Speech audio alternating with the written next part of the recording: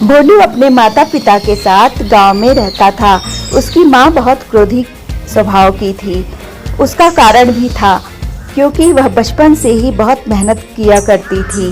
भोलू अपनी माँ से जब भी खाने के लिए मांगता था, उसकी माँ उसे आराम से खाना नहीं दिया करती थी। उसे लगता था कि मेरा बेटा जब तक अच्छे से पढ़ाई लिखाई नहीं कर लेगा, मैं उसे खाना नहीं दूंगी। और भोलू को बहुत गुस्सा आता था।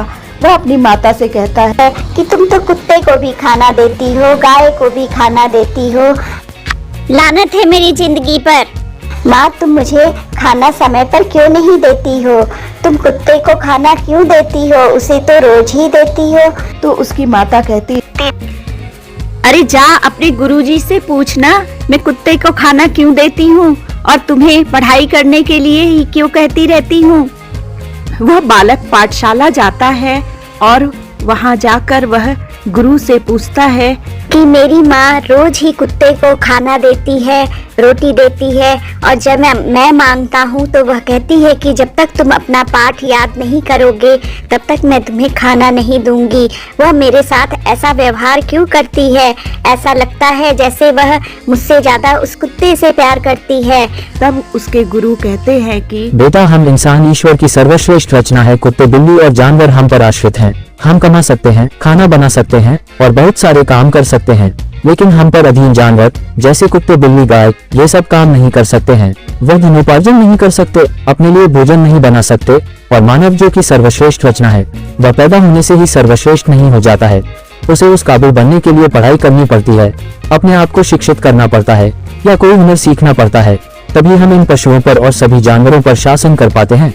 अच्छा ये सोचो, अगर हमें कुत्ते से, शेर से, सांप से बचने का तरीका ना मालूम हो तो क्या होगा? पता है वह हमें काट खाएंगे। और तुम्हारी माता तुम्हें अच्छा इंसान, हुनरमंद इंसान, ज्ञानी बनाने के लिए ही खाना देने की शर्त ये रखती है कि तुम अपनी जिम्मेदारियों को अच्छे से पूरा करो, और तुम्हारी जिम्मेदारी यह है कि तुम अपने आप को शिक्षित करो। कुत्ते को उसे शिक्षित नहीं करना है, वह तो हम सब पर आश्रित है। हमें तो उन्हें रोटी का एक टुकड़ा देना है।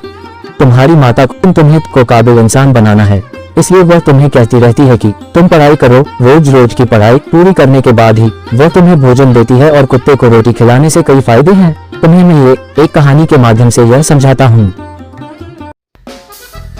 एक बार एक कुत्ता भोजन की तलाश में इधर उधर भटक रहा था। वह गांव-गांव जाता है, लेकिन कोई भी उसे भोजन नहीं देता। अंत में वह एक ऋषि के आश्रम के पास जाता है और ऋषि को देखकर वह भौंकने लगता है। ऋषि को लगता है कि यह भूखा होगा। फिर वह उससे पुचकारते हुए पूछते हैं कि क्यों भाई, तुम्हें किसी ने कुछ खाना नहीं दिया क्या? तब वह कुत्ता ऋषि से कहता है कि हाँ ऋषिवर, मुझे किसी ने खाना नहीं दिया, एक रोटी का टुकड़ा नहीं दिया। न जाने क्यों इंसान इतना निष्ठुर होता जा रहा है।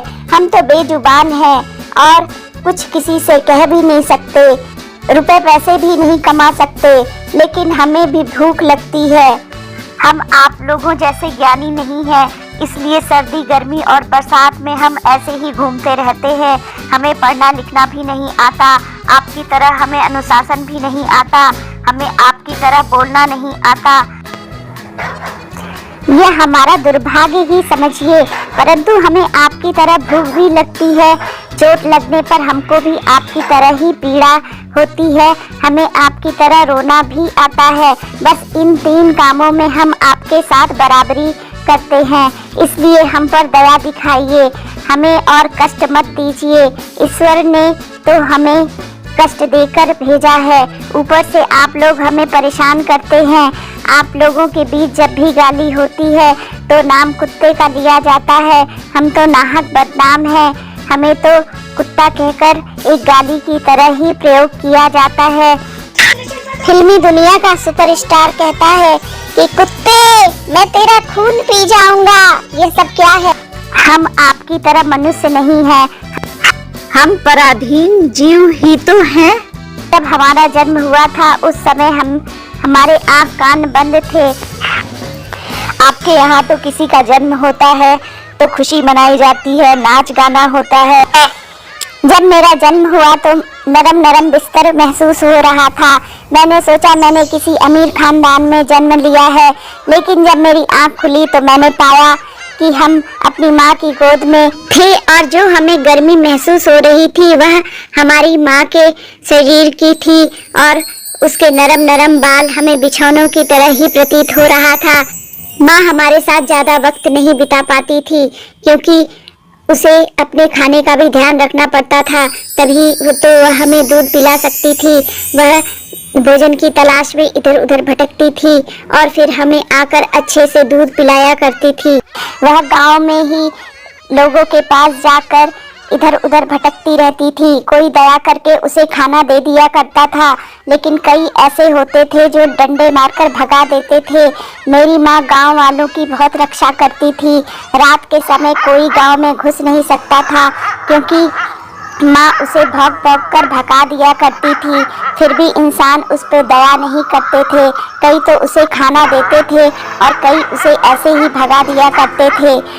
माँ को बहुत दर्द होता था क्योंकि वह हमें दूध नहीं पिला पाती थी। भूखमरी की वजह से मेरे 2 भाई मर गए।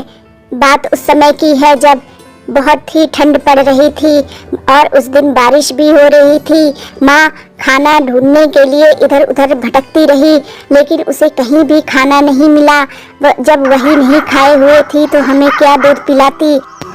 मेरे 2 भाई ठंड की वजह से और भूख की वजह से तड़प तड़प कर मर गए। अब इससे किसी को क्या ही फर्क पड़ सकता था। वो कोई इंसान के बच्चे थोड़े ही थे कि उन पर कोई कार्रवाई होती। हम तो ऐसे ही हैं, कहीं भी पड़े रहते हैं। भाइयों के चले जाने के बाद माँ बहुत रोई, लेकिन वह कर भी क्या सकती थी। हमारी जिंदगी ऐसे ही बीत रही थी। एक बार की बात है, गांव में जमींदार जी के यहाँ दावत थी। वहाँ पर सभी लोगों को बुलाया गया था। माँ को बहुत उम्मीद थी कि आज मुझे खाना भरपेट जरूर मिलेगा। तरह तरह की चीजें बन रही थी, मिठाइयाँ बन रही थी, पूड़ियाँ, कचौड़ी, पराठे, मिठाइयाँ, गुलाब जामुन, न जाने क्या क्या बन रहे थे। माँ उनके पास जाकर अपनी दुम हिलाकर खड़ी हो गई, लेकिन किसी को उनके ऊपर दया नहीं आई, बल्कि सभी लोग यह कहकर भगाने लगे कि कहीं यह कुछ जूठा न कर दे। माँ घात लगाए बैठी थी कि कब मौका मिले और वह कुछ रोटियां जाकर खा ले, लेकिन उसे मौका मिल ही नहीं रहा था। तभी रसोइया कहीं कुछ काम करने बाहर निकला। वह चुपके से रसोई में गई और रोटी उठाने की सोची।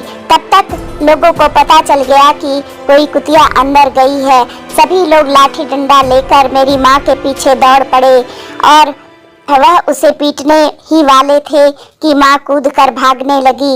वहाँ पर खाना सजा हुआ था, मेहमान खाना खा रहे थे। तभी माँ उन्हें लांघ कर वहाँ से भाग गई और उसके वहाँ से भागते ही सभी लोग कहने लगे कि यह खाना अब कौन खाएगा, यहाँ से तो कुतिया खाना लांघ कर भाग गई है। लेकिन कुछ लोग कहने लगे कि नहीं, ऐसा कुछ भी नहीं है, उसने जूठा तो नहीं किया है खाना, इसलिए इस खाने में कोई दोष नहीं है। लेकिन कुछ लोग ऐसे थे जो इसका विरोध करने लगे और कहने लगे कि हम यह खाना नहीं खाएंगे क्योंकि इसे कुतिया ने लांघ दिया है। फिर वह खाना गरीबों में बांट दिया गया, जानवरों को खिला दिया गया और जमींदार साहब तो बैठकर रोने लगे और गुस्से में आंख निकालते हुए इधर उधर टहल रहे थे कि कहाँ वह कुतिया मिले और वह उसे मार डाले। माँ चुपचाप से सबकी तरह खाना खा रही थी क्योंकि वह खाना तो सभी में बांटा जा रहा था। माँ ने पेट भर के खाना खाया और आराम से एक पेड़ के नीचे जाकर लेट गई। तभी वहाँ पर वह जमींदार आया और उसने माँ को पीटना शुरू कर दिया क्योंकि उसे पता चल गया था कि माँ ने ही वह खाना लांघा था। उस जमींदार ने मेरी माँ की डंडे से बहुत पिटाई की और उसे बहुत सारी उल्टी सीधी बातें भी कही और वह इतना मारा कि माँ ठीक से चल भी नहीं पा रही थी। वह मन ही मन सोच रही थी कि यह कैसे इंसान होते हैं जो एक बेजुबान को रोटी तो नहीं दे सकते, लेकिन उसे पीट पीट कर अधमरा जरूर कर सकते हैं। एक जानवर के पास केवल उसका शरीर ही तो होता है जिससे वह अपनी गतिविधियां करता है, क्या किसी इंसान को ये हक है कि वह इनकी इतनी पिटाई करे कि वह चलने फिरने लायक ही न रहे, वो भी उनके उस शरीर को जिसको बनाने में इंसान का कोई हाथ नहीं है। माँ बहुत दुखी हुई, उसे मानो इंसानों से नफरत सी हो गई। उसके कुछ दिन बाद बगल के गांव में एक ब्राह्मण बैठा हुआ था। वह शायद कहीं बाहर से आया था। उसने एक चूल्हा बनाया और दाल चढ़ाकर आटा बना लिया और फिर कुएं पर पानी लेने गया। माँ इधर उधर घूम रही थी, उसे भी भूख लगी हुई थी।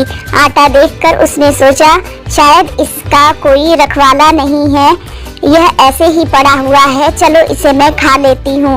और वह आटा खाने लगती है।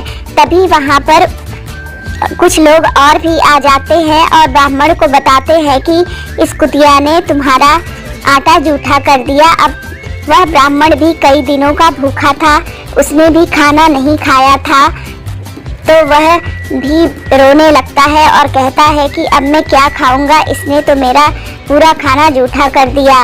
और फिर गांव के लोग बताते हैं कि इस कुतिया ने कल जमींदार जी का दावत खराब कर दिया था। सभी मिलकर उसे मारने लगते हैं, लेकिन कुछ दयालु किस्म के लोग आते हैं और कहते हैं कि खाना ही तो खराब किया है, यह तो जानवर है, शायद भूखी रही होगी, हमें इन पर इतनी क्रूरता नहीं करनी चाहिए। इतना कहकर वह गुरुदेव उससे कहते हैं कि बेटा, तुम्हारी माँ जो कुत्ते को खाना खिलाती है वह बहुत पुण्य कमाती है। तुम्हें यह नहीं पता कि जो लोग कुत्ते की पिटाई करते हैं वह अपना ही नसीब खराब करते हैं। इन्हें भोजन खिलाने के फायदे के बारे में पता नहीं है। आज मैं तुम्हें कुत्ते को भोजन खिलाने से क्या फायदे होते हैं उसे बताता हूँ। कुत्ते को भोजन खिलाने से 8 फायदे होते हैं और वह बारी बारी से सभी फायदों के बारे में उस बालक को बताते हैं। कुत्ते को रोटी खिलाने का पहला फायदा। कुत्ते को रोटी खिलाने से शनि ग्रह का नकारात्मक प्रभाव कम हो जाता है। शनि ग्रह जब अपनी कुदृष्टि डालता है तो वो मनुष्य बर्बाद हो जाता है। जिस व्यक्ति पर उनकी महादशा का आरंभ हो जाता है तो उसके बने बनाए काम अपने आप बिगड़ने लगते हैं और वह मनुष्य आर्थिक तंगी का शिकार हो जाता है। उस स्थिति में व्यक्ति यदि कुत्ते को रोटी खिलाता है तो उसका दुष्परिणाम बहुत ही कम हो जाता है। कुत्ते को रोटी खिलाने का दूसरा फायदा। कुत्ते को रोटी खिलाने से भाग्य आपके पक्ष में हो जाता है।